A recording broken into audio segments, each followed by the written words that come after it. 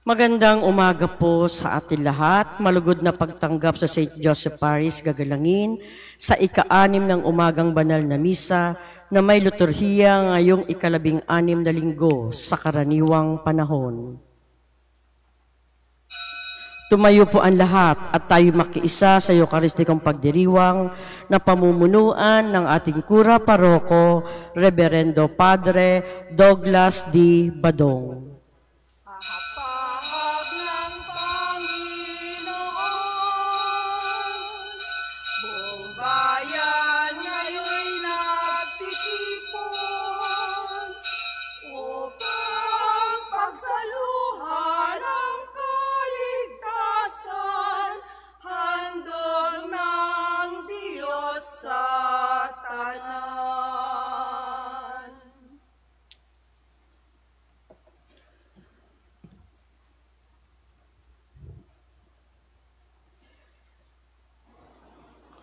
Sa ngala ng Ama at ng Anak at ng Espiritu Santo. Amen. Ang pagpapala ng ating Panginoong Heso Kristo, ang pag-ibig ng Diyos Ama, at ang makikipagkaisa ng Espiritu Santo naway sumainyong lahat. At sumaiyo rin. Mga kapatid, aminin natin ang ating mga kasalanan upang tayo'y maging marapat gumanap sa banal na pagdiriwang. Inaamin ko sa makapangyarihang Diyos at sa inyo mga kapatid na lubha akong nagkasala sa isip, sa salita at sa gawa at sa aking pagkukulang. Kaya isinasamo ko sa mahal na Birheng Maria, sa lahat ng mga anghel at mga banal, at sa inyo mga kapatid na ako'y panalangin sa Panginoong ating Diyos. Kaawaan tayo ng makapangyarihang Diyos, patawarin tayo sa ating mga kasalanan at patnubayan tayo sa buhay na walang hanggan. Amen. Panginoon, kaawaan mo kami. Panginoon, kaawaan mo kami. Kristo, kaawaan mo kami. Kristo, kaawaan mo kami. Panginoon, kaawaan mo kami. Panginoon, kaawaan mo kami. Manalangin tayo. Ama naming makapangyarihan, kalugdan mo kami at pagbigyan na magkamit ng kaloob mong karagdagan upang sa maalab naming pananalig, pag-asa at pag-ibig, kami mamalaging tumatalima sa iyong kautusan sa pamamagitan ni Heso Kristo kasama ng Espiritu Santo magpasawalang hanggan. Amen.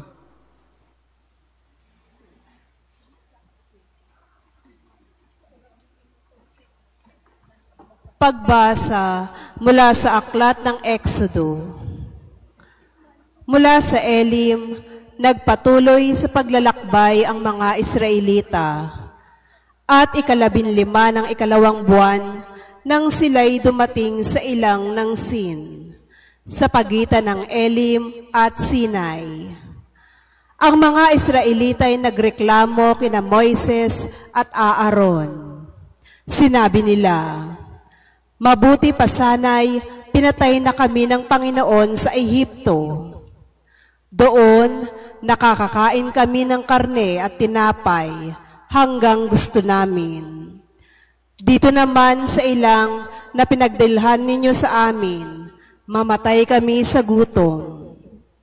Sinabi ng Panginoon kay Moises, "Pauulanan ko kayo ng tinapay mula sa langit. Araw-araw, palalabasin mo ng bahay ang mga tao para mamulot ng kakanin nila sa maghapon. Sa pamamagitan nito'y susubukin ko kung hanggang saan nila susundin ang aking mga tagubilin. Tuwing ika-6 na araw, doble sa karaniwan ang kanilang pupulutin at ihahanda." Sinabi ni Moises kay Aaron, "Ang buong bayan ay paharapin mo sa Panginoon, sapagkat narinig niya ang kanilang reklamo." Nang sabihin ito ni Aaron, ang buong bayan ay humarap sa Panginoon sa gawin ng disyerto. At bigla na lamang nilang nakita sa ulap ang kaningningan ng Panginoon. Sinabi niya kay Moises, "Narinig ko ang reklamo ng mga Israelita. Sabihin mo sa kanila na pagtatakip silim, bibigyan ko sila ng karne. Sa umaga, bibigyan ko sila ng tinapay hanggang gusto nila. Sa gayoy, malalaman nilang ako ang Panginoon, ang kanilang Diyos." Nang magtakip silim, dumagsa sa kampo ang napakaraming pugo. Kinaumagahan naman ay makapal na makapal ang hamog sa paligid ng kampo. Nang mapawi ang hamog, nakita nilang ang lupay na lalatagan ng maliliit at maninipis na mga bagay na animoy pinipig. Hindi nila alam kung ano iyon, kaya nagtanungan sila, "Ano kaya ito?" Sinabi ni Moises, "Iyan ang tinapay na bigay sa inyo ng Panginoon." Ang salita ng Diyos. Salamat sa Diyos. Panginoon ang nagbigay ng pagkaing bumubuhay. Panginoon ang nagbigay ng pagkaing bumubuhay. Tinitikis nilang kusa, sinusubok nila ang Diyos. Ang hiningi ay pagkaing gustong-gusto nilang lubos. Kinalaban nila ang Diyos nang sabihin ng ganito, "Sa gitna ba nitong ilang mabubusog niya tayo?" Panginoon ang nagbigay ng pagkaing bumubuhay. Gayunpaman, itong Diyos nag-utos sa kalangitan, at ang mga pinto nito'y agad-agad na nabuksan. Bunga nito ang pagkai bumuhos na parang ulan. Ang pagkain nilang mana sa kanila'y ibinigay. Panginoon ang nagbigay ng pagkaing bumubuhay. Ang kaloob na pagkain ng mga anghel. Hindi sila nagkukulang, masagana kung dumating. Yaong ihip ng amihan ay siya rin ang nag-utos. Sa taglay na lakas niya'y dumating ang hanging timog. Panginoon ang nagbigay ng pagkaing bumubuhay. Ang pagkain nilang karne, masaganang dumarating. Makapal na mga ibon na sindami ng buhangin. Sa gitna ng kampo nila ay doon na bumabagsak. Sa palibot nitong tolday, doon nila tinatanggap. Panginoon ang nagbigay ng pagkaing bumubuhay. Magsitayo po ang lahat.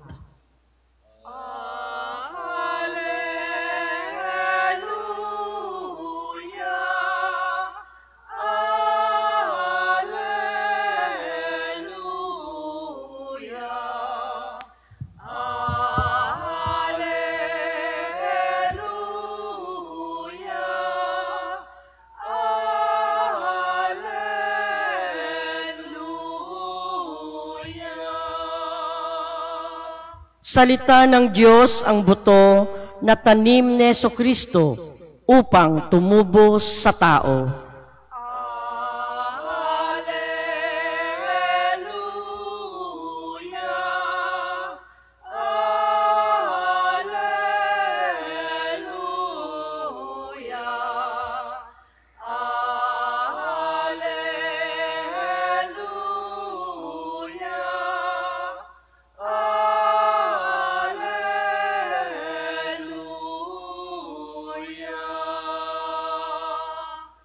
Sumainyo ang Panginoon. At sumaiyo rin. Ang mabuting balita ng Panginoon ayon kay San Mateo. Papuri sa iyo, Panginoon. Noong ding araw na iyon, si Jesus ay lumabas ng bahay at naupo sa tabi ng lawa. Pinagkalipun-punan siya ng makapal na tao, kaya sumakay siya sa isang bangka at doon naupo. Nasa dalampasigan naman ang mga tao at nagturo siya ng maraming bagay sa pamamagitan ng mga talinghaga. May isang magsasakang lumabas upang maghasik. Sa kanyang paghahasik ay may binhing nalaglag sa tabi ng daan. Dumating ang mga ibon at tinuka ang mga iyon. May binhi namang nalaglag sa kabatuhan. Sabagkat manipis lang ang lupa roon, sumibol agad ang binhing iyon. Ngunit nang mapabilad sa matinding sikat ng araw, ay natuyo. Palibhasay, walang gaanong ugat. May binhi namang nalaglag sa dawagan. Lumago ang mga dawag at ininis ang mga iyon. Ngunit ang binhing nalaglag sa mabuting lupa ay nag-uhay, may tig 600, may tig-60, at may tig 30 butil ang bawat uhay. Ang may pandinig ay makinig. Ang mabuting balita ng Panginoon. Pinupuri ka namin, Panginoong Hesukristo. Isang magandang umaga po sa inyong lahat. Ngayon po ay Miyerkules ng ika-16 na linggo sa karaniwang panahon at patuloy nating isama sa ating pong panalangin ang kaligtasan, lalong-lalo na ang higit na naapektuhan ng bagyong Krising at ngayon naman ang bagong bagyo na si Dante. At sa mga ganitong sitwasyon natin, dito talaga mapatutunayan kung gaano katigas ang ating mga ulo o kung gaano tayo yung bang ugali natin na magbingi-bingihan sa atin pong sitwasyon. Pero sadyang siguro nararapat talaga na maranasan natin ito at tandaan natin, hindi ito parusa sa atin, kundi ito ay bunga ng kapabayaan, bunga ng katigasan ng ulo natin. Kaya nga sa unang pagbasa sa aklat ng Exodo, ito yung mga Israelita na patuloy na naglalakbay na. Sila ay inialis na sa pagkaalipin doon sa Ehipto, pero narinig natin na yung kanilang reklamo na sinasabing, buti pa nung nandoon sila sa Ehipto, nakakakain sila ng karne. Pero dito sa kanilang paglalakbay, wala silang karne. Nagreklamo. At puro reklamo. Mas maririnig pa natin yung mga reklamo ng mga tao sa Panginoon. Pero sa kabutiang loob ay dinidinig pa rin at pinagbibigyan pa rin ng Diyos ang kanila po mga hinaing sa buhay. Pero, yun nga po, walang mangyayari kung reklamo lang tayo ng reklamo at wala tayong babaguhin.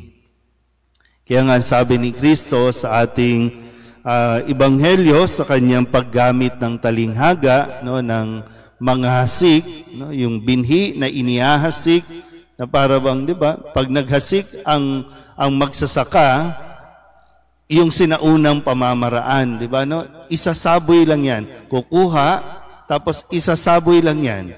Hindi yan titipirin na isa-isa, na isang butil dito, isang butil, kundi ang binhi ay isinasaboy na pinapaalala na ganyan magbigay ng biyaya ang Diyos. Kaya nga sabi ni Kristo, ang may pandinig, makinig.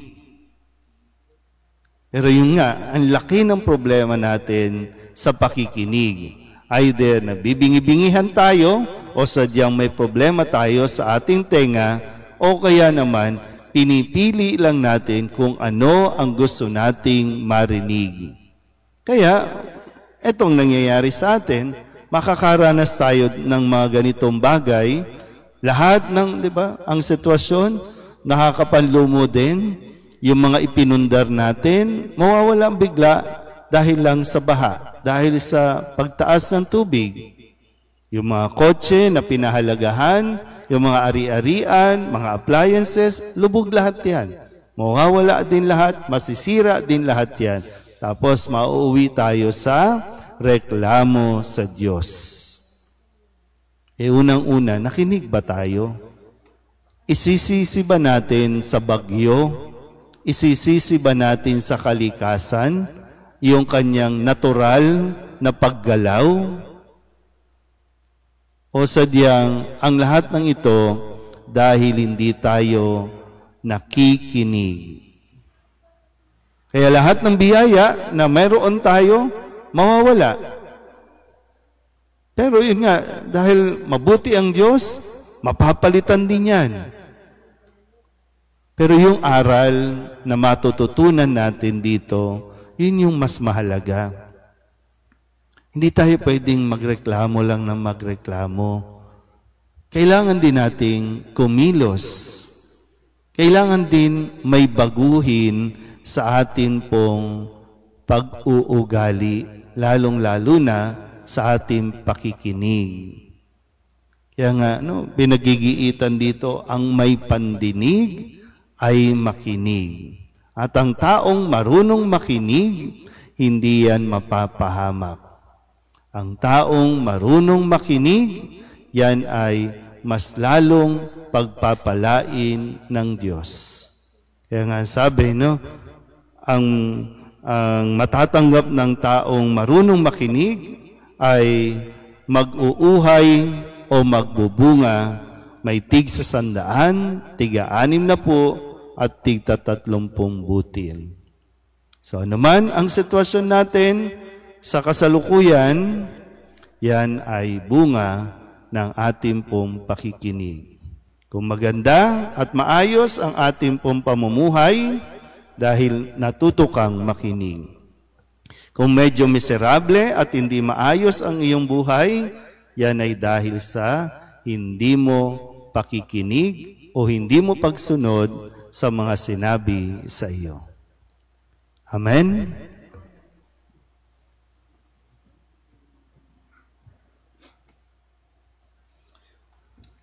Sabihin natin sa Diyos ang ating pagnanais sa isang mayamang ani sa mundo habang ating nasasalamin ang hindi matabang lupa sa ating pong buhay. Ang ating itutugon, Panginoon, gawin mong mabunga ang aming buhay. Panginoon, gawin mong mabunga ang aming buhay. Ang simbahan naway magbunga ng mayamang ani sa pamamagitan ng katapatan at dedikasyon ng kanyang mga lingkod. Manalangin tayo sa Panginoon. Panginoon, gawin mong mabunga ang aming buhay. Ang ani ng katarungan, naway magbuhat sa hindi makasariling paggawa ng mga pinuno, mambabatas at hukom ng gobyerno. Manalangin tayo sa Panginoon. Panginoon, gawin mong mabunga ang aming buhay. Ang mga magsasaka na nagpapagal sa bukid, naway umani ng bunga ng kanilang paggawa at makatulong sa ikauunlad ng sambayanan. Manalangin tayo sa Panginoon. Panginoon, gawin mong mabunga ang aming buhay. Ang mga may sakit na nahihirapan sa mga kasawian sa buhay, naway masiyahan sa ani ng pagpapalakas loob mula sa kanilang mga kaibigan at komunidad. Manalangin tayo sa Panginoon. Panginoon, gawin mong mabunga ang aming buhay. Ang mga tapat na yumao, naway makarating sa kanilang walang hanggang tahanan. Manalangin tayo sa Panginoon. Panginoon, gawin mong mabunga ang aming buhay. Dulog din natin sa Panginoon ang ating mga personal na kahilingan at mga panalangin para sa ating mga pamilya. Kasama din ang mga kahilingan ng mga nanonood sa online. Lahat ng mga misang pasasalamat, special na intensyon, agarang paggaling ng mga may sakit, at ang lahat ng mga kaluluwa na inihiling na ipagdasal sa misang ito.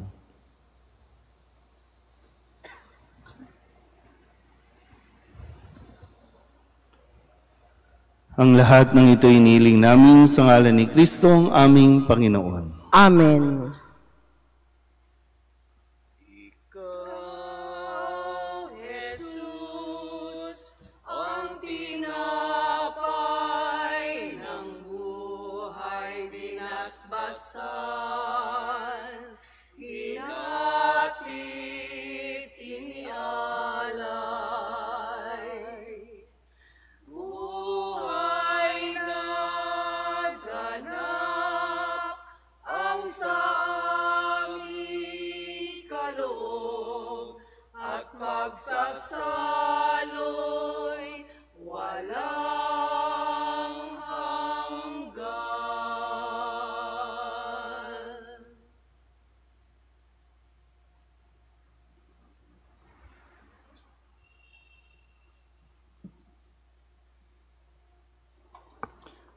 Manalangin kayo mga kapatid upang paghahain natin ay kalugdan ng Diyos sa mga makapangyarihan. Tanggapin nawa ng Panginoon itong paghahain sa iyong mga kamay, sa kapurihan niya at karangalan sa ating kapakinabangan at sa buong sambayanan niyang banal. Ama naming lumikha, lahat ng iyong mga paghahaing ipinag-utos noong araw ay iyong pinagtibay sa isang haing hantungan ng tanan. Tanggapin ang ginaganap ngayon ng iyong mga lingkod at basbasan mo ito ng kabanalang gaya ng iyong kaloob sa mga alay ni Abel na lubha mong ikinalugod, upang ang mga handog ng bawat isang nagbigay para sambahin ang banal mong ngalan ay magkamit ng karagdagan mong kasiyahan sa pamamagitan ni Jesucristo kasama ng Espiritu Santo magpasawalang hanggan. Amen. Sumainyo ang Panginoon. At sumaiyo rin. Itaas sa Diyos ang inyong puso at diwa. Itinaas na namin sa Panginoon. Pasalamatan natin ang Panginoong ating Diyos. Marapat na siya ay pasalamatan. Ama naming makapangyarihan, tunay ngang marapat na ikaw ay aming pasalamatan. Sa iyong paglingap at kagandahang loob, ang tao'y nilikha mo at pinangangasiwa sa sansinukob. Sa hangad mong siya'y iwastong lubos, siya'y pinagdusa mo sa kanyang pagtalikod. Sa iyong paggiliw, iyong ipinahintulot na makabalik siya sa pamamagitan ni Kristo Jesus. Kaya kaysa ng mga anghel ang nagsisiawit ng papuri sa iyo, nang walang humpay sa kalangitan, kami nagbubunyi sa iyong kadakilaan. Santo, Santo, Santo, Panginoong Diyos na mga hukbo, napupuno ang langit at lupa ng kadakilaan mo, o sana sa kaitaasan. Pinagpala ang naparirito sa ngalan ng Panginoon, o sana sa kaitaasan. Ama naming banal, ikaw ang bukal ng tanang kabanalan, kaya't sa pamamagitan ng iyong Espiritu, gawin mong banal ang kaloob na ito, upang para sa aming maging katawan at dugo ng aming Panginoong Hesu Kristo. Bago niya pinagtiis ang kusang loob na maging handog, hinawakan niya ang tinapay, pinasalamatan kaniya, pinaghati-hati niya iyon, iniabot sa kanyang mga alagad at sinabi, tanggapin ninyong lahat ito at kanin, ito ang aking katawan na ihahandog para sa inyo.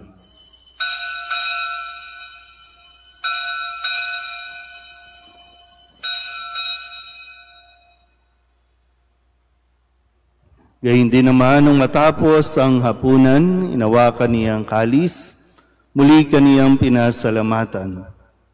Iniabot niya ang kalis sa kanyang mga alagad at sinabi, tanggapin ninyong lahat ito at inumin. Ito ang kalis ng aking dugo, ng bago at walang hanggang tipan. Ang aking dugo na ibubuhos para sa inyo at para sa lahat, sa ikapagpapatawad ng mga kasalanan. Gawin ninyo ito sa pag-alaala sa akin.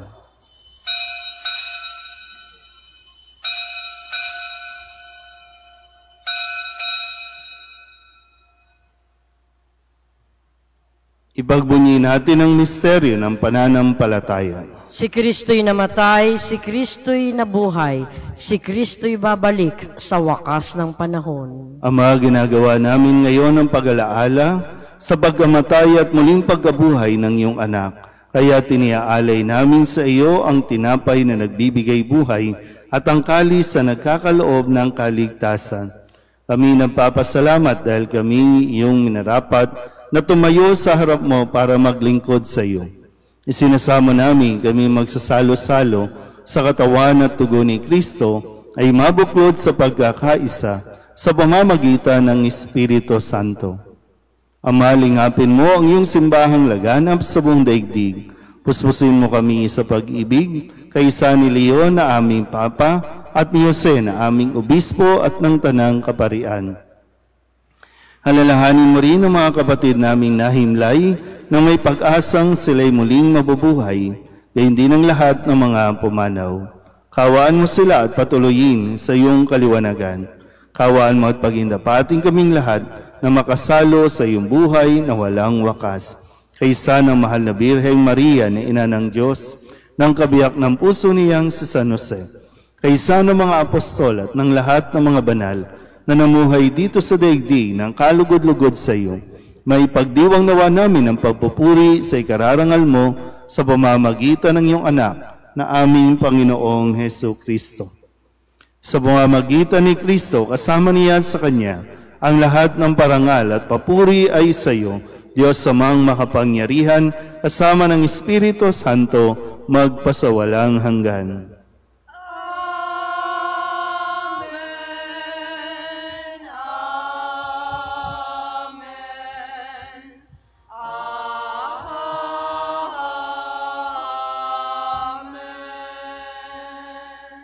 Sa tagubili ng mga nakagagaling na utos at turo ni Jesus sa Panginoon natin at Diyos, ipahayag natin ang lakas loob. Ama namin, sumasalangit ka, sambahin ang ngalan mo. Mapasa amin ang kaharian mo, sundin ang loob mo dito sa lupa para nang sa langit. Bigyan mo kami ngayon ng aming kakanin sa araw-araw at patawarin mo kami sa aming mga sala para nang pagpapatawad namin sa nagkakasala sa amin. At huwag mo kaming ipaintulot sa tukso at iadya mo kami sa lahat ng masama. Hinihiling namin kami iadya sa lahat ng masama, pagkalooban ng kapayapaan araw-araw, iligtas sa kasalanan at ilayo sa lahat ng kapahamakan, samantalang aming pinananabikan ang dakilang araw ng pagpapahayag ng tagapagligtas naming si Hesu Kristo. Sapagkat iyo ang kaharian at ang kapangyarihan at ang kapurihan magpakailanman. Amen. Panginoong Hesu Kristo, sinabi mo sa iyong mga apostol, kapayapaan ang iniiwan ko sa inyo, ang aking kapayapaan ang binibigay ko sa inyo. Tunghayan mo ang aming pananampalataya at huwag ang aming mga pagkakasala. Pagkalooban mo kami ng kapayapaan at pagkakaisa ayon sa iyong kalooban, kasama ng Espiritu Santo, magpasawalang hanggan. Amen. Ang kapayapaan ng Panginoon ay laging sumainyo. At sumaiyo rin. Magbigayan po tayo ng kapayapaan sa isa't isa. Kordero ng Diyos na nag-aalis ng mga kasalanan ng sanlibutan, maawa ka sa amin. Kordero ng Diyos na nag-aalis ng mga kasalanan ng sanlibutan, maawa ka sa amin. Kordero ng Diyos na nag-aalis ng mga kasalanan ng sanlibutan, ipagkaloob mo sa amin ang kapayapaan. Ito ang kordero ng Diyos. Ito ang nag-aalis ng kasalanan ng sanlibutan. Mapalad ang mga inaanyayahan sa kanyang piging. Panginoon, hindi ako karapat-dapat na magpatuloy sa iyo, ngunit sa isang salita mo lamang ay gagaling na ako.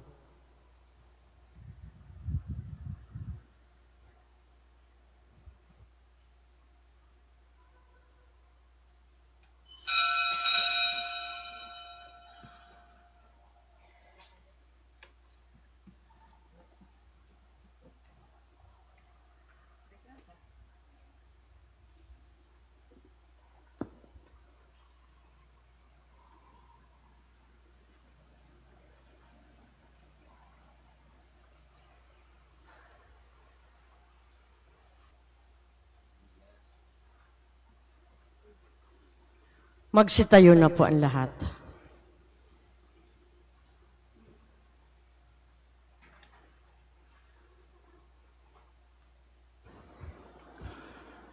Manalangin tayo. Ama naming mapagmahal, manatili kang kapiling ng iyong sambayanan, na ngayoy pinapakinabang mo sa iyong sariling buhay, at gawin mong kami pasulong na makahakbang mula sa dati naming pagkamakasalanan, patungo sa pagbabagong nagdudulot ng iyong kabutihan, sa pamamagitan ni Hesu Kristo, kasama ng Espiritu Santo, magpasawalang hanggan. Amen. Sumainyo ang Panginoon. At sumaiyo rin. At pagpalain kayo ng makapangyarihang Diyos, Ama at Anak at Espiritu Santo. Amen. Tapos ang banal na misa, umayo tayo sa kapayapaan ni Kristo. Salamat sa Diyos. Magandang umaga po. Masdan mo ang ningas ng pag-asa at ang